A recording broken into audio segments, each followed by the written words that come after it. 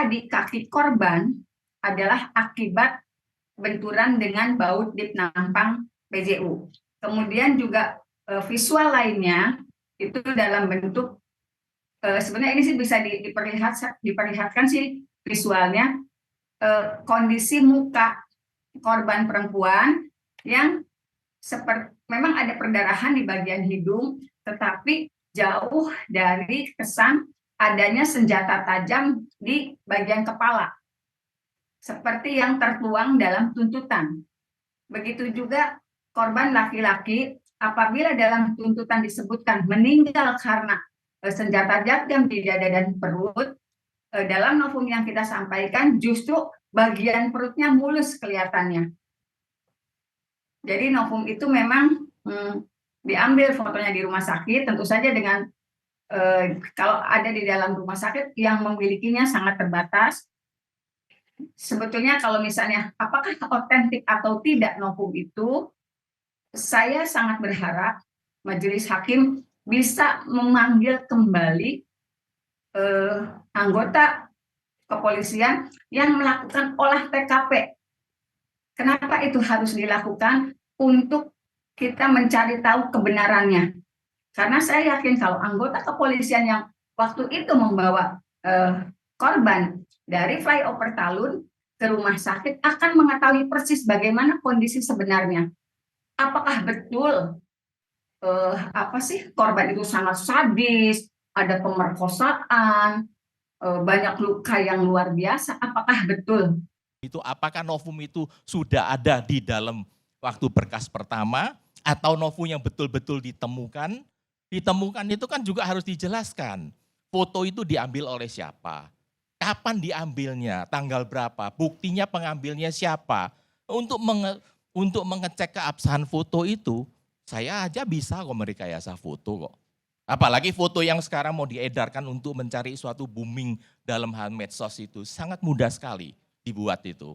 Sehingga foto itu menurut saya itu bukan novum karena harus didasarkan, kecuali foto dalam ini sudah diperiksa oleh Puslap 4.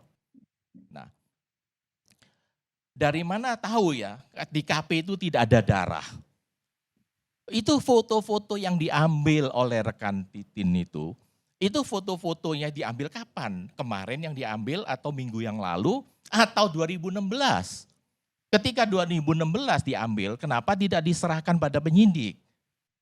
Ya, dalam hal ini juga saya hanya sedikit menambahkan, seperti contoh tadi saya mendengar Ibu Titin mengatakan bahwa berkas memori banding dia sama kontra memori bandingnya tidak dikirimkan ke pengadilan tinggi.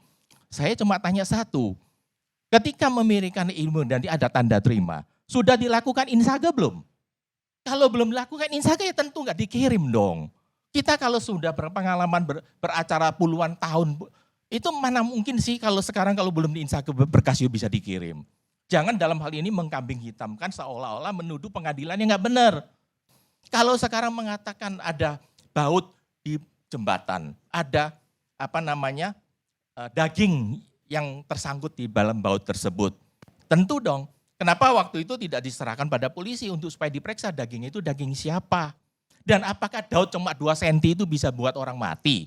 Kalau Bapak tadi menyatakan kenapa kalau melihat daging di baut, kenapa tidak dilaporkan? Justru di dalam persidangan, saya cuma ngomong fakta persidangan kok Pak. Di dalam persidangan, anggota kepolisian yang melakukan olah TKP menyatakan dia menemukan serpihan daging di baut penampang tiang PJU. Dia mengatakan ada 20-30 cm goresan yang sesuai dengan warna motor. Jadi, tetapi secara visual foto daging yang menempel di tiang PJU itu tidak pernah diserahkan ke majelis. Tidak ada visual seperti itu. Pada akhirnya majelis hakim mengabaikan keterangan dari anggota kepolisian yang ya, berarti kan keterangannya itu kan tidak dipakai atau tidak dipertimbangkan oleh majelis hakim. Nah, kalau kita kan harus menghormati, majelis hakim kan yang megang palu. Jadi jangan kita dalam hal ini mengatakan bahwa tidak dipertimbangkan hakim, kemudian hakim itu keliru. Keliru itu. Sebentar Pak, kalau Bapak mengatakan kemungkinan direkayasa, saya itu orang kampung Pak, nggak mungkin saya merekayasa. Kalau saya bikin donat, nggak mungkin saya bikin bakpao. Dari hal ini aja kan, ya, rekan Titin sudah coba-coba menyinggung pribadi saya kan. Udah jelas kan, ini bisa saya perkarakan. Pribadi saya tidak ada sangkut paut. Saya bicara karena keahlian saya, pengetahuan hukum saya. Anda orang desa, bukan urusan saya. Saya bicara fakta hukum. Apapun yang diajukan, bila dalam hal ini tidak diterima oleh majelis hakim, berarti Anda tidak bisa meyakinkan majelis hakim. Kita ini harus ikhlas terima kekalahan. Tapi jangan coba-coba menyerang pribadi. Saya kalau menyerang pribadi, saya lebih hebat dari siapapun. Jangan begitu deh. Kan? Saya paham. Kita saling menghormatin. Ingat kode etik avokat. Jangan menyinggung pribadi pada avokat lainnya. Baik. Cukup. Urusannya saya Cukup. sama saya bikin donat. Pak Karni, Ibu Titin cukup.